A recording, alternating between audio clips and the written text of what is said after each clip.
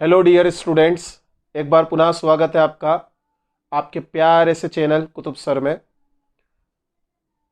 आज हम देखेंगे क्लास 12th का जो बोर्ड का एमपी बोर्ड की साइट पर सेट सी है फिजिक्स का, भौतिक शास्त्र का। आज हम उसे पूरा डिस्कस करने वाले हैं। जल्दी जल्दी से शुरू करते हैं बगैर देर किए। चलिए, तो देखिए इसमें पहला क्वेश्चन क्या दे रखा है, सही विकल्प चुनिए चुनिए। एक कूलाम आवेश में इलेक्ट्रॉनों की संख्या आप और मैं सभी जानते हैं 6.25 मल्टीप्लाई 10 पावर 18, जैसा कि यहाँ लिखा हुआ है 10 पावर 18 है, ये 10 पावर 29 है, 10 पावर 19 है, ये 10 पावर 11 है। तो इसका सही आंसर है बी ऑप्शन। नेक्स्ट क्वेश्चन है, अति चालक पदार्थ की चालकता होती है अनंत होती है, भाई सबको पता है। नेक्स्ट क्वेश्चन है, विद्युत चुंबकीय प्रेरण में प्रेरित विद्युत वाहक बल निम्न में से स्वतंत्र होता है, तो कुंडली का प्रतिरोध उस पर डिपेंड नहीं करता है। नेक्स्ट क्वेश्चन, इसमें देखिए 20 सेंटीमीटर फोकस दूरी वाला अवतल लेंस 25 सेंटीमीटर फोकस वाला उत्तल लेंस संपर्क में रखे गए हैं। संयोजन का सूत्र ये है, यहां से हम कैलकुलेशन करेंगे तो जो संयोजन की फोकस दूरी मिलेगी वो -100 सेंटीमीटर मिलेगी। नेक्स्ट क्वेश्चन जो दे रखा है, 600 वोल्ट विभवांतर से त्वरित इलेक्ट्रॉन से संबद्ध तरंग की तरंगदैर्घ्य होती है। देखो ये चारों ऑप्शन गलत दे रखे हैं, इसीलिए यहां पर काट दिया गया है क्वेश्चन को। इसका सही आंसर है 0.5 एंगस्ट्रॉम। ये क्यों सही है, यहां पर देखिए lambda equal to 12.27 divided by √V0 angstrom. ये फॉर्मूला होता है इलेक्ट्रॉन के लिए, है ना, जैसे यहाँ लिखा है इलेक्ट्रॉन के लिए। तो जब हम इसे कैलकुलेट करते हैं तो आंसर आता है हमारा 0.5 एंगस्ट्रॉम। आप करके देख सकते हैं। नेक्स्ट क्वेश्चन है, परमाणु स्वयं में होता है धनावेशित, ऋणावेशित, उदासीन या धनावेशित और ऋणावेशित दोनों हो सकता है, तो स्वयं में होता है भाई उदासीन, है ना। अच्छा, परमाणु के नाभिक में अवश्य होता है proton, neutron, positron, electron. Proton, neutron, electron, positron, तो यहां पर प्रोटॉन होता है, ठीक है। नेक्स्ट क्वेश्चन है, देखिए रिक्त स्थान की पूर्ति कर वाक्य पूर्ण कीजिए। तो क्या है यहाँ पर, सेल के दोनों इलेक्ट्रोडों के बीच की दूरी बढ़ाने पर, ये इसके सभी आंसर यहाँ पर लिखे हुए आप पढ़ सकते हैं। दूरी बढ़ाने पर आंतरिक प्रतिरोध बढ़ जाता है। चुंबकीय फ्लक्स में परिवर्तन की दर, वैसे तो आंसर सही है, प्रेरित विद्युत वाहक बल या प्रेरित विद्युत धारा के अनुक्रमानुपाती होता है, लेकिन यहाँ स्टार लगा हुआ, इसका मतलब यहाँ पर कुछ और भी है समझाने लायक या समझने लायक। अब जिस किसी को भी ऐसा लगता है कि मुझे डिटेल में समझना है कि इसका और क्या दूसरा मीनिंग हो सकता है, वो कमेंट कीजिए, मैं उसको जरूर इस पर्टिकुलर क्वेश्चन का आंसर डिटेल में समझाऊंगा। लेकिन आप सभी क्वेश्चन के आंसर यहां पर देख सकते हैं। मैं ज्यादा क्वेश्चन को डिस्कस नहीं कर रहा हूं, जो आंसर डायरेक्ट आ सकता है मैं वहां पर डिस्कशन नहीं करूंगा। जहां हमें डिस्कस करने की जरूरत है मैं वहां पर जरूर डिस्कस करूंगा। तो चलिए आगे बढ़ते हैं।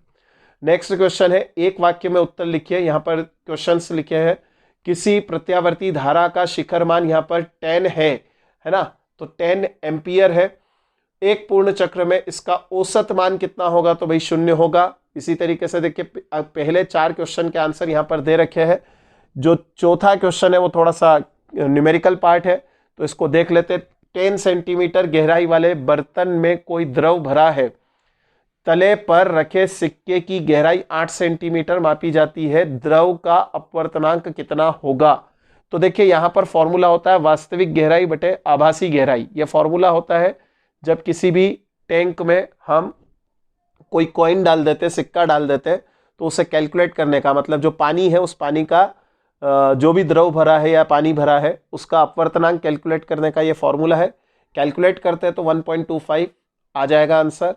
नेक्स्ट देखते हैं। नेक्स्ट के जो 3 क्वेश्चन है उसके आंसर देखेंगे। नेक्स्ट में दे रखा है प्लांक नियतांक का मात्रक। देखिए मात्रक उसका होता है जूल सेकंड। विमी सूत्र ये लिखा है ml²10⁻⁻1।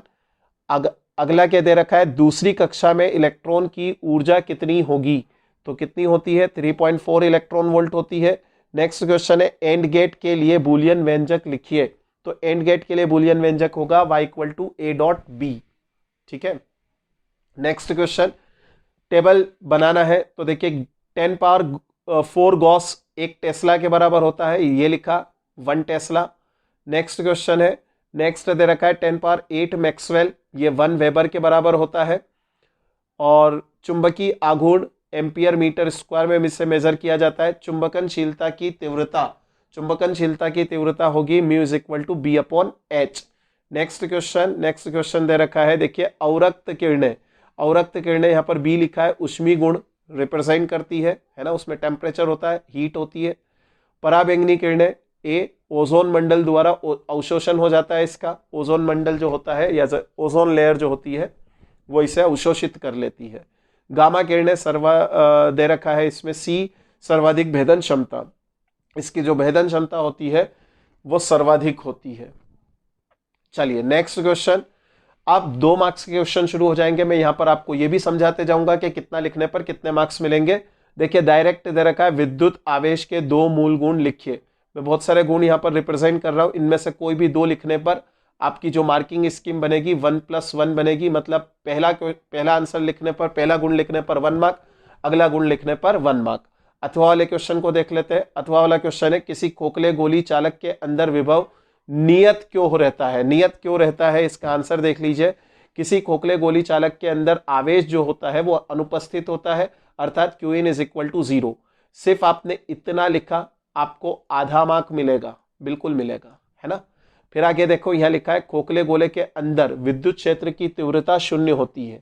इतना आपने और लिख दिया, अगला आधा मार्क मिलेगा। और उसके बाद तो आपने ये इक्वेशन लिखना है। जैसे ही आपने ये इक्वेशन लिखा, आपको अगला आधा मार्क मिलेगा। और नियत बता दिया, क्योंकि चूंकि यहाँ पर -dv/dr इज इक्वल टू 0 हो गया, नियत हो गया, तो अगला आधा मार्क यहाँ पर आपको मिल जाएगा। चलिए नेक्स्ट क्वेश्चन देखते हैं। नेक्स्ट क्वेश्चन लिखा है, मोटर गाड़ी को स्टार्ट करने पर उसकी हेडलाइट कुछ मंद क्यों हो जाती है? तो देखिए यहां पर लिखा है, मोटर गाड़ी को स्टार्ट करने पर स्टार्टर गाड़ी की बैटरी से उच्च धारा लेता है, गाड़ी की बैटरी से लेता है। और आपने एक इक्वेशन पढ़ा था, V is equal to E-IR, जो यहां लिखा है उच्च धारा लेता है। अगर आपने सिर्फ इतना लिखा, इसके अलावा कुछ नहीं लिखा, तो आपको 1 मार्क मिलेगा, बिल्कुल मिलेगा 1 मार्क, है ना। फिर आगे लिखा है, अब जैसे जैसे I बढ़ेगा तो I का मान बढ़ने पर क्या होगा, IR का मान बढ़ जाएगा। IR का मान बढ़ेगा तो जो बाह्य वोल्टेज है उसका मान कम हो जाएगा। इस वजह से गाड़ी की हेडलाइट में डिम हो जाएगी, उसकी लाइट कम हो जाएगी, ठीक है। चलिए नेक्स्ट क्वेश्चन इसका अथवा वाला पार्ट देख लेते हैं। इसमें लिखा है, किसी चालक का ताप बढ़ाने पर इसका प्रतिरोध क्यों बढ़ जाता है? तो चालक का ताप बढ़ाने पर इसका प्रतिरोध इसलिए बढ़ जाता है क्योंकि प्रतिरोध जो होता है वो ml/ne² τ.a के बराबर होता है। मतलब यहां पर टॉव क्या है, 2 मुक्त इलेक्ट्रॉनों के मध्य संघट का औसत काल है, श्रांति काल है, या इसे रिलैक्सेशन टाइम भी कहते हैं। सिर्फ आपने इतना लिखा, आपको पूरा 1 मार्क मिलेगा। इसका मतलब आपको यह भी रिप्रेजेंट कर देना पर्याप्त होगा कि rho R is proportional to 1/τ। Tau क्या है यहाँ पर? टॉव है 2 मुक्त इलेक्ट्रॉनों के मध्य संघट का औसत काल, है ना। जैसे आप ताप बढ़ाएंगे, ताप बढ़ाने पर क्या होगा, चालक में मुक्त इलेक्ट्रॉनों की संख्या बढ़ जाती है। जैसे ही संख्या बढ़ेगी तो क्या होगा, जल्दी जल्दी संघट होगा, टॉव का मान कम होगा, टॉव का मान कम होगा तो आर का मान बढ़ जाएगा। अगला 1 मार्क आपको यहां पर मिलेगा। नेक्स्ट क्वेश्चन देखते हैं। नेक्स्ट क्वेश्चन लिखा है, एम्पियर का परिपथ नियम लिखिए। ये देखिए डायरेक्ट क्वेश्चन है, आपको नियम लिखना ही है। बस ये नियम लिखा है, ये पूरा के पूरा नियम चिपकाना है, पूरे 2 मार्क्स मिलेंगे। आप चाहे तो इसमें डायग्राम बनाने से आप एनहेंस करते हैं अपनी लिखी हुई बात को, इसलिए डायग्राम जरूर बनाना चाहिए। क्योंकि ऐसा होता है कि अगर मान लो यहां पर आपको लिखते वक्त कुछ गड़बड़ हो गई, मतलब आपकी लैंग्वेज दाएं बाएं चली गई, तो ये जो हमारा डायग्राम होता है, ये डायग्राम सपोर्टिंग रोल प्ले करता है। इस वजह से पेंसिल से एक अच्छा सा डायग्राम जरूर बनाकर आइए जब भी इस तरह का कोई क्वेश्चन आता है। नेक्स्ट क्वेश्चन देखते हैं। अथवा वाला क्वेश्चन है, एमीटर और वोल्टमीटर में 2 अंतर लिखिए। देखिए यहां पर 3 अंतर मैंने लिख रखे हैं, इनमें से कोई भी 2 अंतर लिखने पर आपको वो 1+1 2 मार्क्स मिलेंगे। मतलब जैसे मान लीजिए आपने ये वाला अंतर लिखा लेकिन इसका लेफ्ट नहीं लिखा, तो आपको हाफ यहां मिलेगा, हाफ यहां मिलेगा। इनमें से इसी तरीके से हाफ यहां पर, हाफ यहां पर, इस तरीके से आपको 2 अंतर लिखने पर 2 मार्क्स मिलेंगे, ठीक है। चलिए नेक्स्ट क्वेश्चन लिखा है, फेराडे के विद्युत चुंबकीय प्रेरण संबंधी नियम लिखिए। फेराडे के विद्युत चुंबकीय प्रेरण संबंधी नियम लिखिए। तो देखिए मैंने नियम लिख रखे हैं। पहला नियम जो है वो किसी परिपथ में परिपथ या कुंडली से संबद्ध चुंबकीय फ्लक्स को परिवर्तित किया जाता है तो उस परिपथ में विद्युत वाहक बल उत्पन्न होता है। मतलब विद्युत वाहक बल की परिभाषा ही बता दी है, जो प्रेरित विद्युत वाहक बल होता है उसकी परिभाषा ही, मतलब विद्युत चुंबकीय प्रेरण की परिभाषा ही लिख दी। वही आपका पहला नियम है। दूसरा नियम क्या कहता है कि E is equal to minus D phi by D T. ये यहां पर आपको 1 मार्क मिलेगा और यहां पर 1 मार्क, यानी 1 + 1 2 मार्क्स का क्वेश्चन कंप्लीट हो जाता है। नेक्स्ट क्वेश्चन है गुणता गुणांक Q क्या है, इसके लिए सूत्र लिखिए। तो देखिए गुणता गुणांक को मैंने यहां पर अच्छे से डिटेल में एक्सप्लेन किया है। आप यहां से यहां तक पढ़ेंगे तो आपको थोड़ा सा मजा आएगा पढ़ने में, आपको डिटेलिंग हो जाएगी। वरना इसका आंसर आप यहां से भी लिख सकते हैं कि किसी एलसीआर सर्किट में का वह गुण जो यह दर्शाता है कि ऊर्जा क्षय कितना होगा, क्यू फैक्टर या गुणता गुणांक कहलाता है। गुणता गुणांक हमें अनुनाद वक्र की तीक्ष्णता की भी जानकारी देता है। ठीक है, बढ़िया सा लिखा हुआ है। आप ये वाला भी लिख सकते हैं और आप चाहे तो इसे पूरा डिटेल में लिखें, कोई दिक्कत नहीं है। आपको इतना लिखने पर भी पूरे 2 मार्क्स मिलेंगे। नेक्स्ट क्वेश्चन है, हाँ इसमें एक 1 मार्क मिलेगा यहाँ पर। सॉरी मैंने पूरा क्वेश्चन रीड नहीं किया, इसके लिए सूत्र लिखे।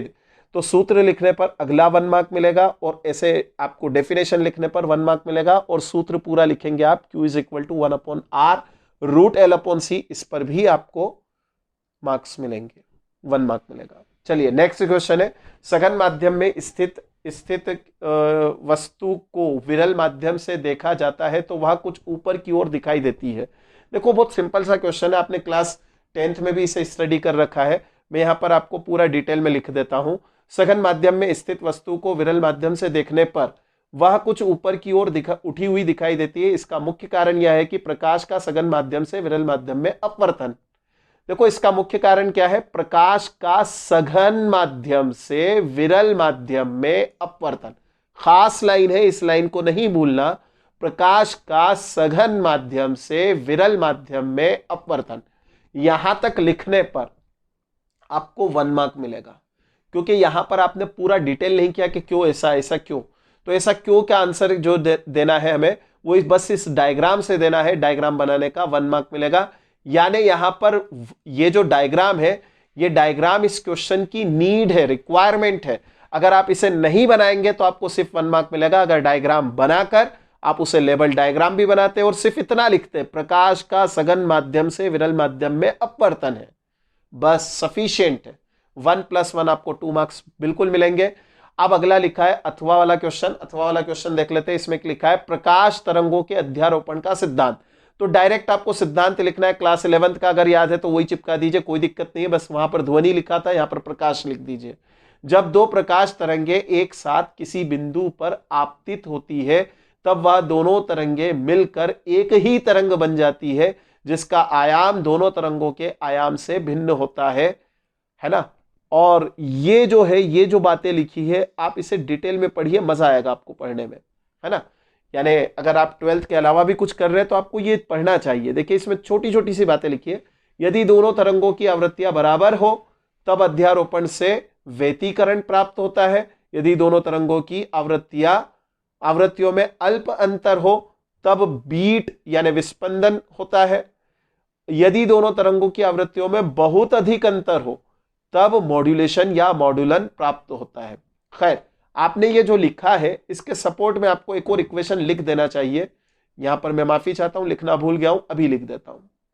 मान लो पहली तरंग y1 is equal to a1 sine omega T है और दूसरी तरंग है y2 is equal to a2 sine omega T plus phi. ठीक है, तो जो आपको प्राप्त होगा वो y equal to y1 plus y2, this is called अध्यारोपण। ठीक है भाई, चलिए आगे देख लेते हैं। अगला क्वेश्चन है प्रकाश विद्युत प्रभाव किसे कहते हैं। देखिए 2 मार्क्स का क्वेश्चन है, इसको उस तरीके से लिखा जाएगा।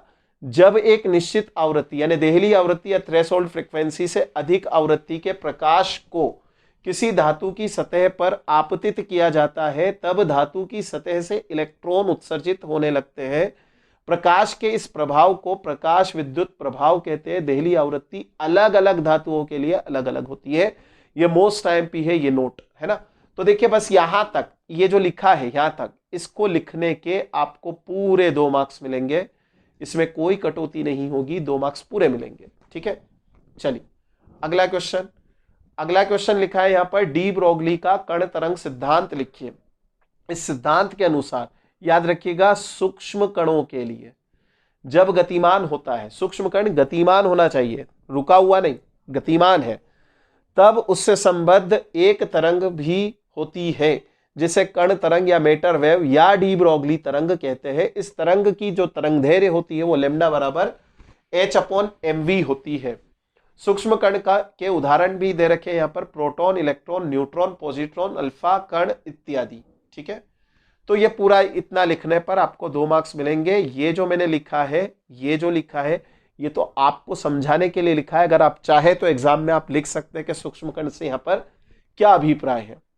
ठीक है, चलिए अगला क्वेश्चन है यहां पर, हाइड्रोजन स्पेक्ट्रम के में बामर श्रेणी किसे कहते हैं? तो बामर श्रेणी किसे कहते हैं भाई? हाइड्रोजन के लिए बामर श्रेणी मैंने आपको बता दी, जब हाइड्रोजन में इलेक्ट्रॉन ऊपर की कक्षा में जाता है और वापस ग्राउंड स्टेट एनर्जी लेवल पर आता है, तो उसमें से कुछ रेडिएशंस इमिट होते हैं, मतलब विद्युत चुंबकीय विकिरणों के रूप में उत्सर्जित होते हैं, है ना। यदि वह किसी, देखो अब यहां से आपका आंसर शुरू हो रहा है, ये थोड़ा सा आंसर को डिटेल करने के लिए मैंने आपको लिखा है, और यहां से आपका आंसर शुरू होता है, यदि वह किसी उत्तेजित ऊर्जा कक्षा n बराबर 2, 3, 4 से ऊर्जा कक्षा n बराबर 1 पर जंप करता है, 1 में आता है, तो उत्सर्जित विकिरणों को बामर श्रेणी कहा जाता है। समझ में आ गई बात? यानी वो क्या करे, वो ये करे कि n=1 पर जंप करे, n=2 से करे, या n=3 से करे, या n=4 से करे, है ना। बात समझ में आ रही है? वो यहां से कहीं से भी जंप करे, लेकिन जंप कहां पर होना चाहिए, उसका जंप होना चाहिए n=1 पर। अगर आप ऐसा लिख देते हैं, यानी जो व्हाइट इंक से लिखा है सिर्फ इतना भी लिखते हैं, तो आपको 2 मार्क्स पूरे मिलेंगे। ठीक है, चलिए अगला देख लेते हैं जल्दी से। नाभिकीय विखंडन किसे कहते हैं? तो देखिए, नाभिकीय विखंडन किसे कहते हैं? किसी भारी नाभिक जिसका द्रव्यमान a ग्रेटर देन 170 हो, इस नाभिक का 2 या 2 से अधिक नाभिकों में विखंडन जिसके फलस्वरूप अपार ऊर्जा प्राप्त होती है, नाभिकीय विखंडन कहलाता है। अब देखो यहां पर लिखना सफिशिएंट है, बिल्कुल सफिशिएंट है, लेकिन एक एग्जाम्पल लेना जरूरी है ना। तो इसका एग्जाम्पल मैंने आपको बता रखा है, देख लीजिए। जब एक यूरेनियम 235 पर न्यूट्रॉन बम्बार्ड करते हैं, तो बेरिलियम और क्रिप्टॉन 2 चीजें बनती है, 2 नाभिक बनते हैं, और साथ ही साथ 3 नए न्यूट्रॉन्स बनते हैं। इसकी रिएक्शन भी लिख दी है। आप ऐसा डायग्राम नहीं बनाना चाहते, आप ये रिएक्शन लिख सकते हैं, बिल्कुल सही है। ठीक है भाई, चलिए अगला क्वेश्चन देखते हैं। अगला क्वेश्चन लिखा है, ऊर्जा बंध के आधार पर चालक और विद्युत रोधी में 2 अंतर लिखिए। मतलब ऊर्जा बॉन्ड्स के, मतलब जो एनर्जी बॉन्ड्स हमने पढ़े थे, एनर्जी बैंड थ्योरी जो पढ़ी थी, बॉन्ड नहीं सॉरी, एनर्जी बैंड थ्योरी जो हमने पढ़ी थी, उस एनर्जी बैंड थ्योरी या ऊर्जा बैंड के आधार पर आपको क्या लिखना है? चालक और विद्युत रोधी में 2 अंतर लिखना है। तो देखिए 2 अंतर ये आ गए। चालक में चालन बैंड अर्ध भरा होता है, जबकि विद्युत रोधी में चालन बैंड पूर्ण खाली होता है। चालन बैंड और जो आपका संयोजी बैंड होता है, उसके बीच की दूरी बहुत कम होती है, और कुछ धातुओं में तो चालन बैंड और संयोजी बैंड ओवरलैप भी हो जाते हैं, है ना। कोई 2 अंतर लिखना है, 2 अंतर पर्याप्त है।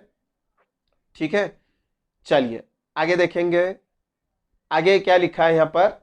अर्धचालक युक्तियों में 2 विशेषताएं लिखिए। कोई भी 2 विशेषता लिखने पर आपको 1 + 1 2 मार्क्स मिलेंगे। यानी जैसे दिष्ट धारा से ऑपरेट होता है, मतलब जो अर्धचालक से बने हुए जितनी भी युक्तियां होती है वो दिष्ट धारा पर डिपेंड करती है, मतलब डीसी करंट पर ऑपरेट होती है। ठीक है, इस तरीके से यहां पर मैंने 5 लिख रखे, आप इनमें से कोई भी 2 लिख सकते हैं। नेक्स्ट क्वेश्चन है, अब यहां पर हमें थोड़ा सा समझना पड़ेगा क्योंकि यहां पर न्यूमेरिकल प्रॉब्लम शुरू हो गए।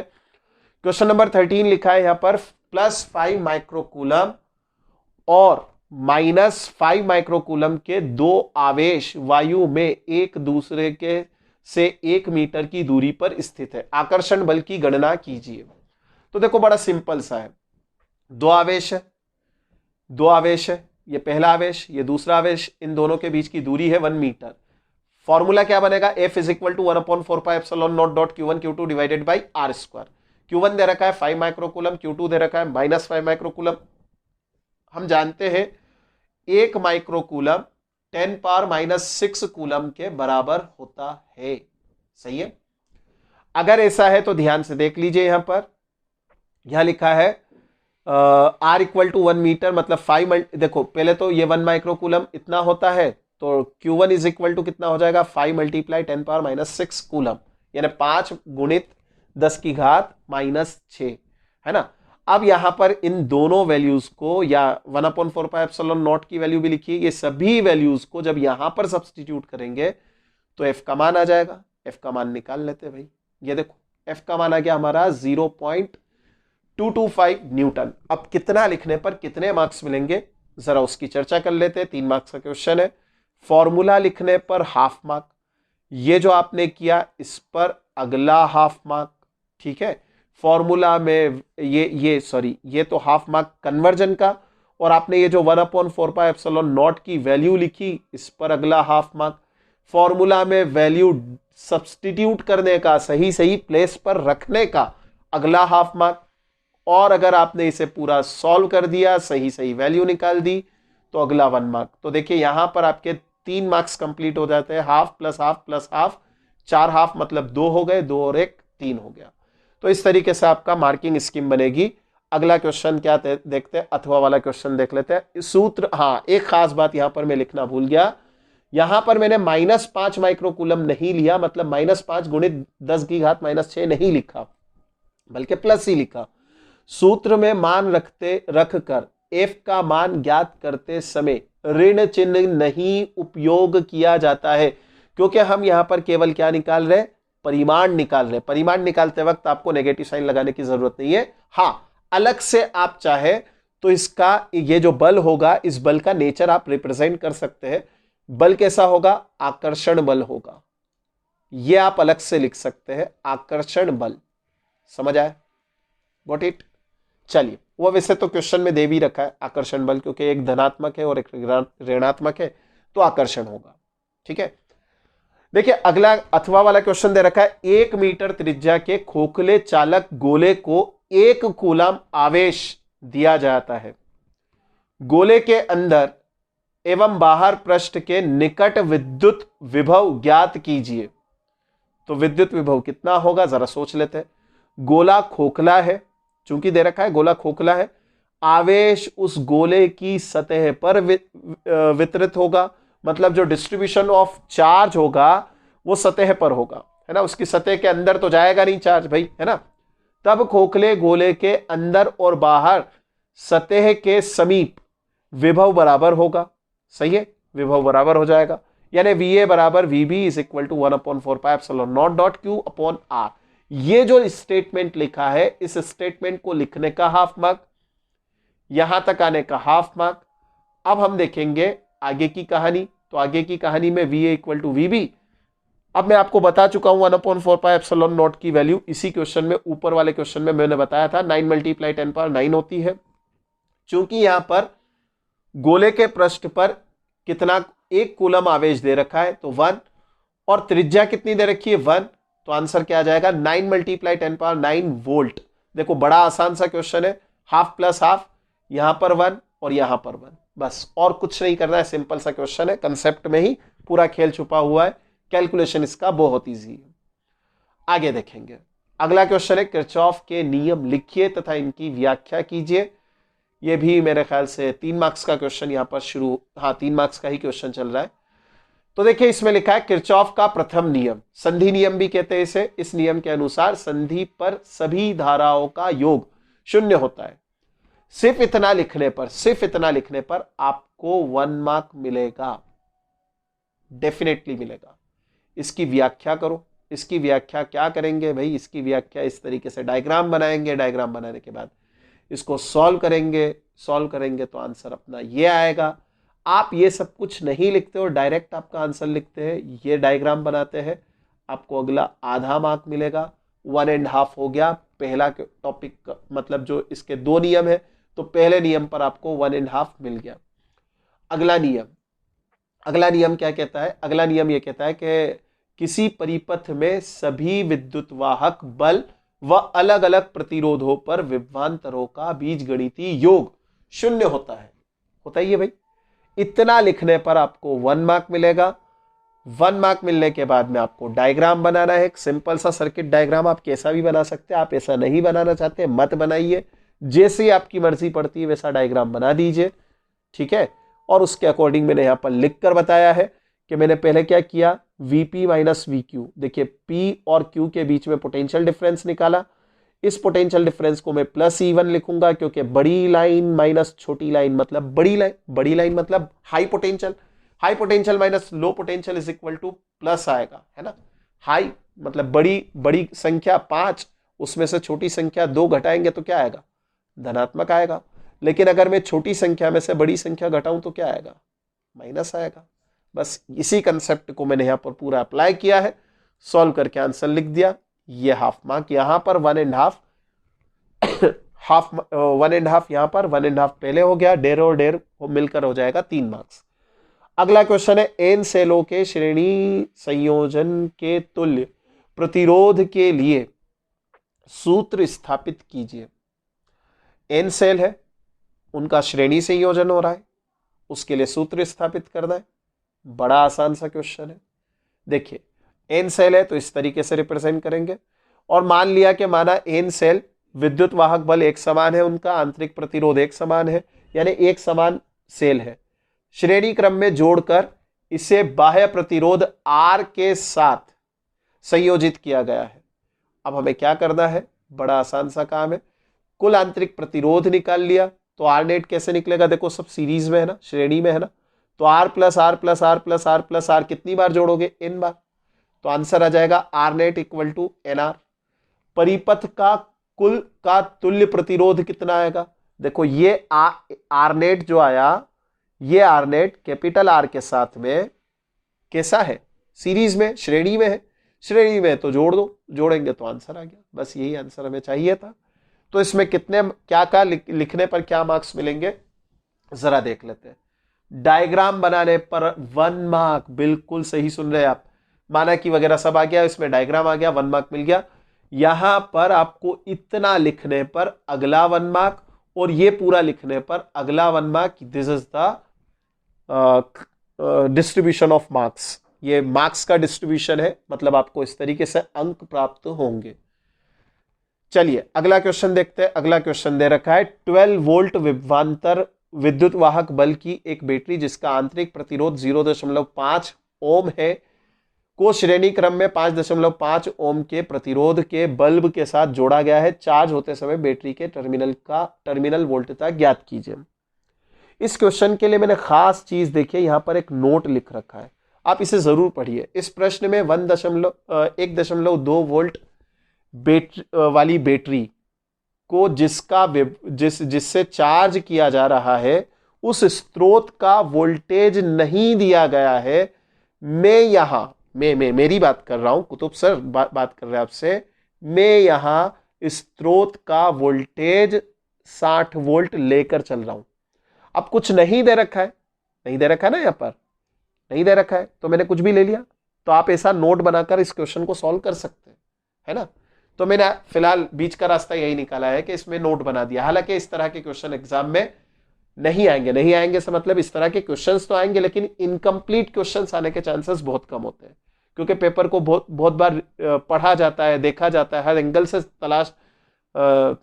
सोचा जाता है कि उसमें कहीं कोई त्रुटि या एरर ना हो। लेकिन इस क्वेश्चन में है, कोई बात नहीं, मैंने उसको फुलफिल कर दिया, तरीका मैंने आपको बता दिया। डायग्राम इसी तरीके से बनेगा। डायग्राम बनाए ना बनाए आपको डायग्राम के मार्क्स नहीं मिलेंगे, क्योंकि वहां पर डायग्राम की जरूरत नहीं है, लेकिन फिर भी आप डायग्राम जरूर बनाइए। फिर भी मैं कहूंगा कि आप डायग्राम बनाइए। डायग्राम बनाने से फायदा यह होगा कि ये जो कैलकुलेशन है, ये सारा कैलकुलेशन आपको समझ में आएगा। किरचॉफ का नियम अगर लगा दे यहां पर, तो देखो बड़ी बैटरी ये है, उसमें से ये माइनस होगा, तो 60 माइनस 1.2, और ये दोनों सीरीज में है, जोड़ दिया और करंट के बराबर, यानी ये वोल्टेज और ये वोल्टेज बराबर। यहां से अगर मैं I की वैल्यू निकालता हूं तो 9.8 एम्पियर आती है। अब 9.8 एम्पियर आने के बाद में मैं क्या करूंगा, टर्मिनल वोल्टता कब चाहिए, जब सेल को चार्ज किया जा रहा है, मतलब इस बैटरी को चार्ज किया जा रहा है ना। तो ड्यूरिंग चार्जिंग हमारे पास में जो इक्वेशन होती है वो होती है V equal to E plus I R. E की जगह पर 1.2 लिखेंगे प्लस 9.8 मल्टीप्लाई 0.5, यहां पर इंटरनल रेसिस्टेंस है यानी आंतरिक प्रतिरोध है। सॉल्व करेंगे तो आंसर आ जाएगा 6.1 वोल्ट। अब कितना लिखने पर कितने मार्क्स मिलेंगे उस पर चर्चा कर लेते हैं। ये 1 मार्क यहाँ पर कंप्लीट हो जाता है मेरे ख्याल से, तो यहाँ पर 1.5 मिलना चाहिए आपको, क्योंकि ये इक्वेशन भी आ गई और साथ में आपने यहाँ तक कैलकुलेट कर लिया। अगला हाफ मार्क आपको यहाँ मिलेगा और इसका पूरा कैलकुलेशन करने पर अगला 1 मार्क मिलेगा। ये हो गए आपके 3 मार्क्स कंप्लीट। ठीक है भाई, चलिए अगला क्वेश्चन देखते हैं।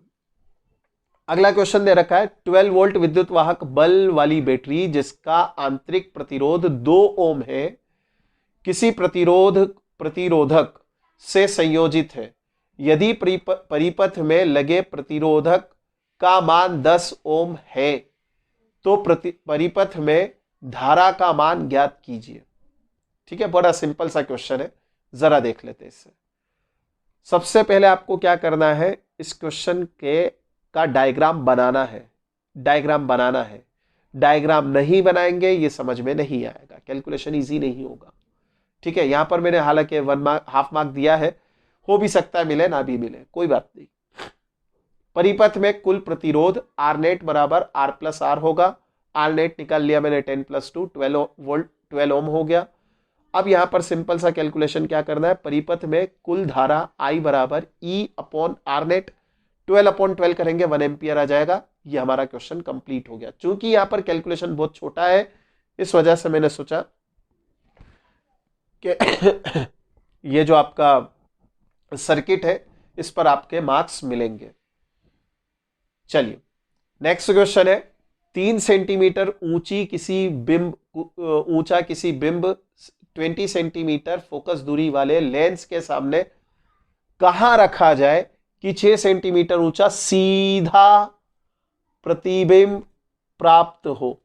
6 सेंटीमीटर का प्राप्त हो, सीधा हो, यानी 3 सेंटीमीटर वस्तु की ऊंचाई है, 6 सेंटीमीटर प्रतिबिंब की ऊंचाई है।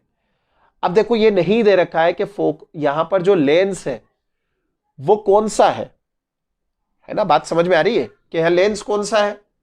ना तो दे रखा है कि उत्तल लेंस है, ना दे रखा है उत्तल लेंस है। तो अब जरा सोचिए, प्रतिबिंब सीधा है और वस्तु की ऊंचाई से अधिक है, मतलब वस्तु की ऊंचाई से बड़ा है, अर्थात प्रतिबिंब आभासी और बड़ा है, लेंस उत्तल है। क्योंकि उत्तल लेंस के लिए हमने पढ़ा है कि अगर आभासी प्रतिबिंब बनेगा तो उत्तल लेंस में बड़ा बनता है और अवतल लेंस में छोटा बनता है। इस वजह से हम यहां पर पकड़ चुके हैं कि उत्तल लेंस है। बस ये जो आपने पकड़ा ना, इसी को पकड़ने का हाफ मार्क। ये जो आपने निकाला ना कि उत्तल लेंस बनेगा तो ये हाफ मार्क। अगला यहां पर देखिए क्या लिखा है, यानी यहां पर जो फोकस दूरी बनेगी वो +20 सेंटीमीटर बनेगी। अगला देखिए रेखीय आवर्धन का जो सूत्र होता है वो होता है M = I/O = 6/3। ठीक है भाई, 6 सेंटीमीटर और 3 सेंटीमीटर, लेकिन ये I/O V/U के बराबर भी होता है। इस वजह से यहां पर आपका कैलकुलेशन ये वाला पार्ट करने का हाफ मार्क।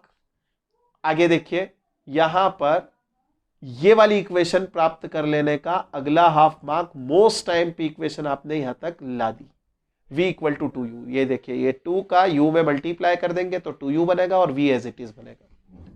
ठीक है भाई, V क्या है यहां पर, प्रतिबिंब की दूरी, लेंस से प्रतिबिंब की दूरी। U क्या है, वस्तु की दूरी, लेंस से वस्तु की दूरी यानी बिंब की दूरी।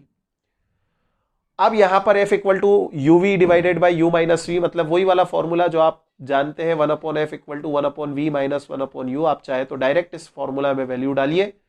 V की जगह पर क्या लिखेंगे, 2U लिखेंगे, सॉल्व करेंगे, आंसर यही आएगा जो हम लिख रहे हैं। तो आंसर क्या आएगा, 2U = F, U = -F/2, यानी U बराबर -10 centimetre. This is the answer. Clear. तो आपका हाफ प्लस हाफ यहां तक आ चुका था। अगला हाफ मार्क आपको फॉर्मूला लिखने का मिलेगा और अगला हाफ मार्क आपको पूरा, मतलब 1 मार्क पूरा कैलकुलेशन करने पर मिल जाएगा। ये 3 मार्क्स का हमारा क्वेश्चन कंप्लीट हो गया। अथवा वाले क्वेश्चन को छेड़ देते हैं। अथवा वाला क्वेश्चन क्या दे रखा है, यंग के द्विझिर्री प्रयोग में झिर्रियों के बीच की दूरी 0.2 mm है तथा पर्दा 1.0 मीटर की दूरी पर रखा गया है। केंद्रीय दीप्त फ्रिंज की एवं चतुर्थ दीप्त फ्रिंज के बीच की दूरी 1 सेंटीमीटर मापी गई है। प्रयोग में उपयोग किए गए प्रकाश की तरंगदैर्घ्य ज्ञात कीजिए। बड़ा इंटरेस्टिंग क्वेश्चन है और एनसीईआरटी बुक का क्वेश्चन है। तो देखिए d is equal to 0.2 mm है, यानी 0.2 मल्टीप्लाई 10⁻³ मीटर है, यानी d बराबर आपका 1 मीटर है। कैपिटल D भी दे रखा है, स्मॉल d भी दे रखा है, लेमडा कैलकुलेट करना है। आगे देख लीजिए, आगे लिखा है केंद्रीय दीप्त फ्रिंज से एनवी दीप्त फ्रिंज की बीच की दूरी yn बराबर कितना होता है, n lambda d divided by small d। ये फॉर्मूला होता है, इस फॉर्मूला में वैल्यू डालेंगे, आंसर निकालेंगे। तो ये जो फॉर्मूला लिखा है, इस फॉर्मूला को लिखने का हाफ मार्क, ये जो आपने कैलकुलेशन किया है इसका हाफ मार्क। अब हम क्या करेंगे, यहां पर n इक्वल टू और ये सब वैल्यूज जो डालेंगे, उस वैल्यूज को सिर्फ सब्सटीट्यूट करने का, सिर्फ वैल्यूज को सही सही प्लेस पर सब्सटीट्यूट करने का हाफ मार्क, यानी आपके 1.5 मार्क यहां पर आ चुके। अब इसका कैलकुलेशन वगैरह और पूरा जब कैलकुलेट करेंगे इसे तो 1.5 मिलेगा, यानी इस तरीके से आपके टोटल 3 मार्क्स कंप्लीट हो जाएंगे। समझ आया? चलिए अगला क्वेश्चन देखते हैं। अगला क्वेश्चन क्या कहता है, अर्धदिष्टकारी के रूप में पीएन संधि डायोड का वर्णन निम्नलिखित शीर्षकों के आधार पर कीजिए। परिपथ का नामांकित चित्र।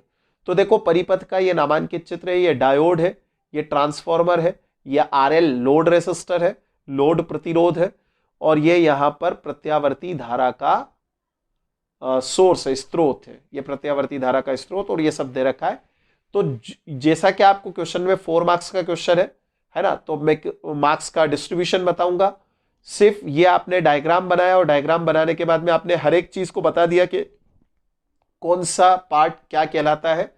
ये सब करने का आपको 1 मार्क मिलेगा। अगला पार्ट है इसका, अगला पार्ट है कार्यविधि। कार्यविधि यहां पर मैंने आपको एक्सप्लेन कर दी है। ये कार्यविधि अगर आप पूरी एक्सप्लेन करते हैं कि जिसमें हम बताते हैं कि एक चक्र के अंदर दिशा चेंज होती है, तो प्रत्यावर्ती धारा के एक चक्र में डी जो होगा डायोड होगा वो अग्र अभिनति में होगा, तब करंट पास होगा, और जब डायोड पश्च अभिनति में होगा तब करंट रुक जाएगा, यानी लोड रेसिस्टर पर करंट प्राप्त नहीं होगा। ये पूरा आपको एक्सप्लेन करने का मुझे ऐसा लगता है 1 मार्क ही मिलेगा, ज्यादा नहीं मिलेगा। 1 + 1 2 हो गए। अब देखिए यहां पर क्या करना है, आपको निवेशी और निर्गत विभव तो निवेशी विभव बनाने का आपको 1 मार्क मिलेगा और निर्गत विभव पर आपको 1 मार्क मिलेगा। यह आपका क्वेश्चन नंबर 17 कंप्लीट हो गया। माफी चाहता हूं दोस्तों, मेरी तबीयत खराब हो रही थी, इस वजह से मैं इतने दिनों से वीडियो अपलोड नहीं कर सका। ठीक है, चलिए अगला क्वेश्चन हमारा जो अथवा वाला पार्ट है उसे देख लेते हैं। पीएन संधि डायोड में अग्र एवं पश्च अभिनति को समझाकर धारा प्रवाह हेतु अभिलाक्षणिक वक्र खींचिए। तो देखिए सबसे पहले मैंने पीएन संधि डायोड का अग्र अभिनति में आपको एक्सप्लेनेशन कर रखा है कि अग्र अभिनति किसे कहते हैं, जब बैटरी का धन टर्मिनल आपके पीएन जंक्शन के पी सेक्शन से जुड़ जाता है और एन सेक्शन आपके बैटरी के नेगेटिव टर्मिनल से जुड़ा होता है, तो इसे क्या कहा जाता है, इसे कहा जाता है अग्र अभिनति। बस इतना करने पर मुझे ऐसा लगता है 1 मार्क मिलेगा। इसके बाद में ये जो कर्व है, इस कर्व को बनाने पर आपको हाफ मार्क मिलेगा। अब आ जाते हैं किसमें, पश्च अभिनति में। पश्च अभिनति में भी सेम यही करेंगे कि सबसे पहले पश्च अभिनति का डायग्राम बनाएंगे और थोड़ा सा लिख देंगे कि पश्च अभिनति में एन सेक्शन को धन टर्मिनल से जोड़ते हैं और ऋण टर्मिनल को पी सेक्शन से जोड़ते हैं। इसे कहते हैं हम, इसे कहा जाता है पश्च अभिनति। इसके बाद में क्या करना है, इसके बाद इसका अभिलाक्षणिक वक्र बना दीजिए। इसको बनाने का आपको हाफ मार्क मिलेगा, मतलब ये आपके टोटल सॉरी वक्र के आपको यहां पर 1 मार्क मिलेंगे। इसका मतलब अब होंगे आपके 2 मार्क्स। सॉरी, माफी चाहता हूं, मुझसे गलती हुई। यहां पर आपका ये जो लिखा है इस पर 1 मार्क मिलेगा। तो इस तरीके से आपके 4 मार्क्स कंप्लीट हो जाएंगे। ठीक है भाई। अगला क्वेश्चन देखिए, क्वेश्चन नंबर 18 है, दो समतल वृत्तीय कुंडलियों के मध्य में प्रेरकत्व हेतु व्यंजक उत्पन्न कीजिए। अन्योन्य प्रेरकत्व जो होता है उसका आपको व्यंजक बताना है। अन्योन्य प्रेरकत्व मतलब म्यूचुअल इंडक्टेंस। 5 मार्क्स का क्वेश्चन है, थोड़ी डिटेलिंग बढ़ने वाली है। दो समतल वृत्तीय कुंडलियों का आपने डायग्राम बनाया, हाफ मार्क। उसमें क्या क्या चीज क्या दे रखी है ये सब कुछ बता दिया, हाफ मार्क। अब देखिए यहां पर आपको सबसे पहले क्या करना है, जब कुंडली S1 में, ये देखो बाहर वाली कुंडली को आपने S1 माना है, जब कुंडली S1 में धारा बहेगी तो उससे क्या बनेगा, मैग्नेटिक फील्ड बनेगा। कहां पर, सेंटर पर, है ना। तो सेंटर पर जो मैग्नेटिक फील्ड का आपने फॉर्मूला लिखा, आपको हाफ मार्क मिलेगा यहां पर। अगला लिखा है यहां पर, इस चुंबकीय क्षेत्र के कारण कुंडली S2 से संबद्ध चुंबकीय flux φ21 is equal to V1 N2 A2। ये जो आपने लिखा कि इस चुंबकीय क्षेत्र के कारण कुंडली S2 से संबद्ध चुंबकीय फ्लक्स, मतलब S1 में करंट पास करने पर जो S2 में फ्लक्स उत्पन्न होगा उसका आपने लिख दिया, तो ये अगला हाफ मार्क। इसके बाद आपको इसमें वैल्यू सब्स्टिट्यूट करना है, इसका हाफ मार्क। इसको कैलकुलेट करना है, इसका हाफ मार्क। तो आपके ये टोटल 3 मार्क्स कंप्लीट हो गए। अब देखिए यहां पर मेन काम शुरू हो जाता है। ये जो आपने इक्वेशन लिखा है, इसी इक्वेशन के बेस पर आपको ये लिखना है। उपरोक्त समीकरण से स्पष्ट होता है कि द्वितीयक कुंडली S2 से संबद्ध चुंबकीय फ्लक्स प्रथम कुंडली S1 में प्रवाहित धारा I1 पर निर्भर करता है, अर्थात φ21 is equal to M21 dot I1। यहां M21 कुंडली S1 के सापेक्ष द्वितीयक कुंडली S2 का अन्योन्य प्रेरकत्व है। तो जो आपने ये ग्रीन इंक से लिखा है उस पर मिलेगा आपको हाफ मार्क, जो इक्वेशन लिखी है इस पर मिलेगा हाफ मार्क। ये आपके टोटल 4 मार्क्स हो गए। अब आपको लास्टली इन दोनों को कंपेयर करते हुए, यहां देखिए आप I1 से कंपेयर हो जाएगा, यानी तुलना हो जाएगी। M21 कितना आ जाएगा, ये पूरा आ जाएगा।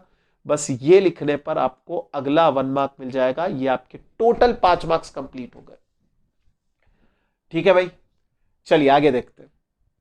अगला क्वेश्चन लिखा है, एसी परिपथ ए जिसमें प्रेरक प्रतिरोध एवं धारिता है के लिए फेजर आरेख बनाते हुए प्रतिबाधा का सूत्र स्थापित कीजिए तथा प्रत्यावर्ती विद्युत वाहक बल एवं धारा में प्रत्येक स्थिति के लिए संबंध लिखिए। बड़ा मजेदार क्वेश्चन है, सिंपल सा क्वेश्चन है, फटाक से सॉल्व कर लेते हैं। देखिए सबसे पहले एलसीआर परिपथ बनाएंगे। एलसीआर परिपथ आपने बनाया, आपको हाफ मार्क मिलेगा। ठीक है। अगला आपने फेजर डायग्राम बना दिया, फेजर डायग्राम बनाने का हाफ मार्क मिलेगा क्योंकि फेजर डायग्राम पूछा भी गया है ना। अब देखिए फेजर डायग्राम से ही पूरा कैलकुलेशन होता है, हमें पता है। देखो मैं यहां पर थोड़ा थोड़ा समझा देता हूं।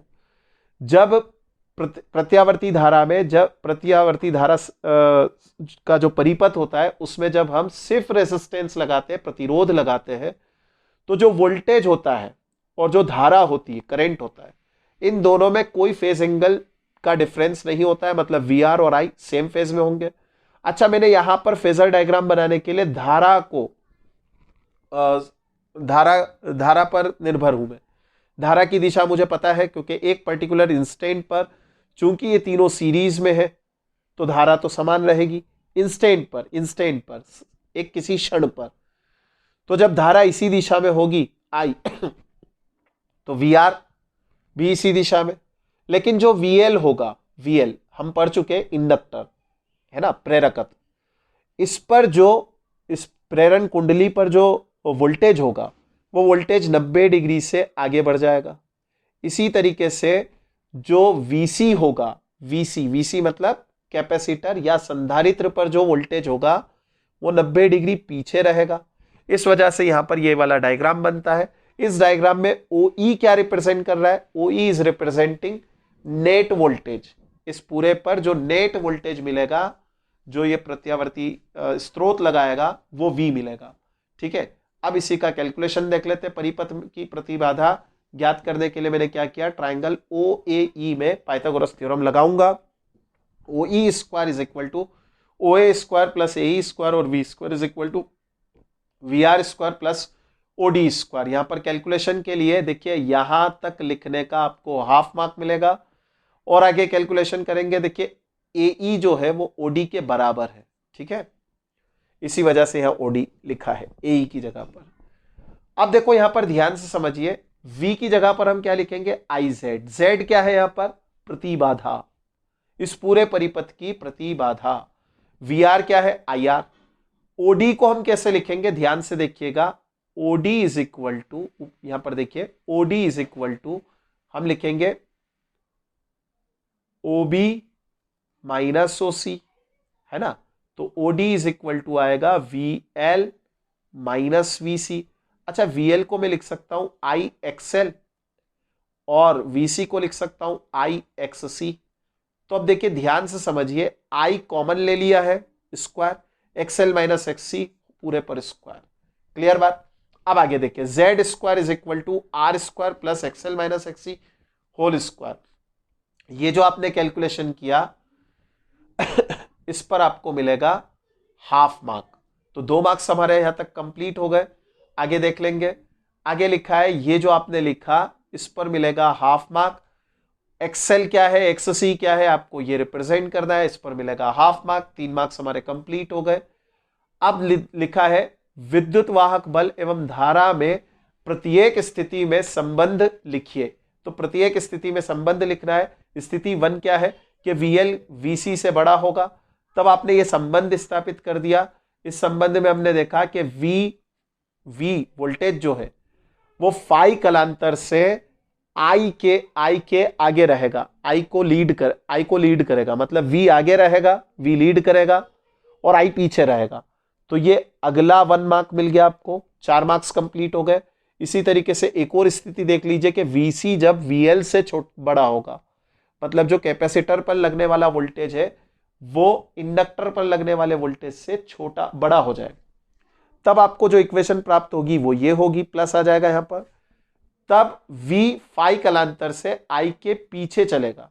तो जो आपने ये रिलेशन बताया, इस रिलेशन को बताने का अगला 1 मार्क, इस तरह से आपके 5 मार्क्स कंप्लीट हो जाते हैं। अगला क्वेश्चन देखते हैं, लास्ट क्वेश्चन है इस क्वेश्चन पेपर का। इसमें लिखा है सरल सूक्ष्मदर्शी की आवर्धन क्षमता के लिए व्यंजक ज्ञात कीजिए जबकि अंतिम प्रतिबिंब अनंत पर बने, और दूसरा लिखा है स्पष्ट दृष्टि की न्यूनतम दूरी पर बने। तो सबसे पहले सरल सूक्ष्मदर्शी जब अंतिम प्रतिबिंब अनंत पर बने, उसके लिए हम रे डायग्राम देखेंगे। ये जो रे डायग्राम आपने बनाया, इस रे डायग्राम को बनाने पर आपको 1 मार्क मिलेगा, क्योंकि रे डायग्राम का बहुत बहुत बहुत इंपॉर्टेंस है, ठीक है। इसके बाद क्या होगा, इसके बाद आपने आवर्धन क्षमता B is equal to beta upon lambda लिखा। इसके बाद आपने बीटा और अल्फा को रिप्रेजेंट भी कर दिया। तो ये प्लस ये पूरा मिलाकर आपको हाफ मार्क मिलेगा, 1.5 हो गया। आगे देखेंगे, आगे देखिए यहां पर लिखा है कि अल्फा क्या है, जब वस्तु स्पष्ट दृष्टि की न्यूनतम दूरी पर रखी गई हो। तो आप डायग्राम में देखिए, यहां पर न्यूनतम दूरी पर वस्तु को रखा, ये वस्तु को रखा। अब ये वस्तु को रखेंगे तो यहां पर जो कोण बनेगा वस्तु से आंखों पर बनने वाला कोण, वो है अल्फा, ठीक है। डायग्राम हमारा कंप्लीट हो गया। अब हम कैलकुलेशन करेंगे। चूंकि बीटा और अल्फा बहुत छोटे हैं, तो beta is approximately equal to 10 beta and alpha is approximately equal to 10 alpha, है ना। तो यहां पर आपका हाफ मार्क और कंप्लीट होगा, 2 मार्क्स कंप्लीट हो गए। अब ये जो कैलकुलेशन है, आप इस कैलकुलेशन को चाहे तो स्किप भी कर सकते हैं और डायरेक्ट आप आंसर लिख सकते हैं, कोई दिक्कत नहीं है। अगर आप डायरेक्ट ये वाला आंसर लिखते हैं तो आपको पूरे मार्क्स मिलेंगे, मतलब पूरा बचा ही क्या है, हाफ मार्क मिलेगा। अगला 2.5 तो आपको इस पर मिलना है, तो आपके 2.5 मार्क्स कंप्लीट हो गए, ठीक है। अगला स्पष्ट दृष्टि की न्यूनतम दूरी पर, है ना। तो अगला जो डायग्राम बनेगा, डायग्राम के 1 मार्क मिलेगा आपको, ठीक है। अगला है आवर्धन क्षमता। फिर आवर्धन क्षमता में आप बीटा और अल्फा को एक्सप्लेन करेंगे, उस पर आपको हाफ मार्क मिलेगा। कैलकुलेशन देखेंगे इसका, नहीं, मेरे ख्याल से यहाँ हाफ मार्क अब नहीं मिलेगा क्योंकि पहले मिल चुका है। ठीक है, कोई बात नहीं, हो सकता है कि यहाँ मिले आपको। अब ध्यान से देखिए, यहां पर फिर से अल्फा के लिए देखिए, आप वस्तु को जब स्पष्ट दृष्टि की न्यूनतम दूरी पर रखा, देखो जो बीटा है प्रतिबिंब है, वो तो हम मान के चल रहे हैं कि ये कहां पर बना है, स्पष्ट दृष्टि की न्यूनतम दूरी पर बना है। ठीक है, हम वस्तु को भी कहां रखेंगे, इसी के ऊपर रखेंगे। तो देखो आप डायग्राम देखिए, यहां पर वस्तु को न्यूनतम दूरी पर रखा, यहां से एंगल बनेगा, इस एंगल को अल्फा कह दिया। अब यहां पर कैलकुलेशन वाला पार्ट शुरू हो जाएगा। ये देख लीजिए कैलकुलेशन, इस कैलकुलेशन में आपको यहाँ पर आपको कैलकुलेट करते जाना है। 10 बीटा की वैल्यू लिखी, 10 अल्फा की वैल्यू लिखी, सॉल्व कर देंगे, आंसर निकालेंगे। सिंपल सा क्वेश्चन है, पटाख से पूर्ण कर दीजिए इसको। ठीक है, देख लीजिए सिंपल है। तो जो लास्टली आपका आंसर आएगा वो 1 + d/f आएगा। ये पूरा कैलकुलेशन जो आपने किया, इस पर आपको 1 मार्क कंप्लीट मिलेगा। तो इस तरीके से ये आपका 5 मार्क्स का क्वेश्चन कंप्लीट हो गया। अब अथवा वाला क्वेश्चन देखेंगे कि हाइगेन के द्वितीयक तरंगिकाओं के सिद्धांत के आधार पर परावर्तन के नियमों की व्याख्या कीजिए। ठीक है, तो देखिए सबसे पहले तो आपको रे डायग्राम बनाना है। रे डायग्राम को समझ लेते हैं कि कौन सी चीज क्या है। तो एमएन क्या दे रखा है, परावर्तक तल। ये एमएन क्या है, परावर्तक तल। ए बी है आपतित समतल तरंगाग्र। ये जो ए बी दे रखा है ये आपतित समतल तरंगाग्र है जो आपतित होगा आपकी सरफेस एमएन पर। पी ए है आपतित किरण, पी क्यू पी ए आपतित किरण है, ई एफ अभिलंब है, आई आपतन कोण है, क्यू बी आपतित किरण है, ए डी परावर्तित किरण है और सी डी परावर्तित समतल तरंगाग्र, जी एच अभिलंब है और आर परावर्तन कोण है। अब इसे हम क्या क्या करना चाहते हैं, हाइगेन के तरंगिकाओं के सिद्धांत के आधार पर हम बताना चाहते हैं कि जो आर होता है वो आई के बराबर होता है। ये प्रूव करना है, बस ये उद्देश्य है। ठीक है, तो देखिए यहां पर सबसे पहले लिखेंगे कि हाइगेन के द्वितीयक तरंगिकाओं के सिद्धांत से हम जानते हैं कि कोई प्रकाश किरण तरंगाग्र के साथ 90 डिग्री का कोण बनाती है। ये मोस्ट एमपी है, इस पर आपको हाफ मार्क मिलेगा। ये जो आपने डायग्राम बना रखा है, इस डायग्राम को बनाने पर आपको हाफ मार्क मिलेगा। ये डायग्राम में क्या क्या चीज क्या है, इसको रिप्रेजेंट करने का आपको हाफ मार्क मिलेगा। आई थिंक 1.5 मार्क आपके कंप्लीट हो गए। अगला देखो यहां पर लिखा है ए बी आपतित तरंगाग्र, पी ए आपतित किरण है। तो फिर आप इसका कैलकुलेशन करेंगे। इसका कैलकुलेशन करके जब आप यहां तक लेकर आएंगे, इसे कहां तक, यहां तक आप पढ़ेंगे और समझ में आएगा, है ना। तो आपको यहां पर 1 मार्क मिलेगा। मतलब आपने क्या प्रूव कर दिया, बी ए सी जो है वो आई के बराबर है। बी ए सी आई के बराबर है, बी ए सी आई के बराबर। इसी तरीके से हम क्या लिख देंगे कि D C A is equal to R. ये आपको 1 मार्क, हाफ मार्क और मिल गया। तो आपके 3 मार्क्स, हमारे 3 मार्क्स कंप्लीट हो गए। अगला देखिए, जितने समय में आपतित किरण क्यूबी बी से सी तक आएगी, क्यूबी किरण है ये रही, डायग्राम देखिए आप, क्यूबी किरण है, बी से सी तक आएगी, उतने ही समय में आपतित किरण पी ए, क्योंकि पी ए तो पहले ही पहुंच जाएगी ना समतल तक, परावर्तन के पश्चात ए से चलकर डी तक पहुंच जाएगी। मतलब एडी में जितना समय लगा उतना ही समय बीसी पर लगेगा। अच्छा, ये जो ये तो एयर में ही है ना, बात तो एयर में ही हो रही है, ऊपर का मीडियम तो सेम है, तो चाल चेंज नहीं होगी। मतलब ये लिखने का आपको आधा मार्क मिलेगा। अगला देख लीजिए, अगला आपको क्या करना है, अगला ये करना है कि आप ये वाली इक्वेशन लिखेंगे, इस इक्वेशन को लिखने का अगला हाफ मार्क, फिर आप ये बता देंगे। ठीक है, ये बताने का आपको हाफ मार्क। और जैसे ही आप लिखेंगे R इक्वल टू आई, मतलब दोनों ट्रायंगल को आपने क्या बता दिया, कॉन्ग्रुएंट बता दिया। कौन से दो ट्रायंगल, ACD और CAB। जब आप इसे सर्वांग सम बता देंगे तो सर्वांग सम बताने पर ACD और BAC बराबर हो जाएगा और R इक्वल टू आई हो जाएगा। हाफ मार्क आपको यहां पर मिल जाएगा। टोटल आपके 5 मार्क्स कंप्लीट हो जाएंगे।